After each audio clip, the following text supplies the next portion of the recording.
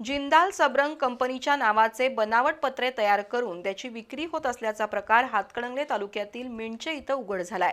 इथल्या महावीर भगवान परीट यांनी व्यंकटेश्वरा स्टील नावाच्या दुकानामध्ये जिंदाल कंपनीचं नाव असलेले बनावट पत्रे बनवले होते।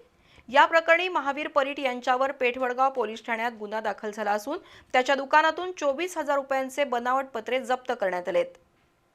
हातकणंगले तालुक्यातील मूळचे सावर्डे गावचे पण सध्या मिंचे इथं वास्तव्याला असलेल्या महावीर भगवान परीट यांचं मिंचे पेठवडगाव रोडवर व्यंकटेश्वरा स्टील नावाचं दुकान आहे।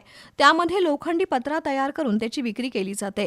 महावीर परीट यांनी जिंदाल कंपनीचे जिंदाल सबरंग हे नाव बेकायदेशीररित्या वापरून बनावट पत्रे तयार करून विक्री केल्याची माहिती जिंदाल कंपनीचे मयुरेश राजेश धुमाळ यांना मिळाली होती।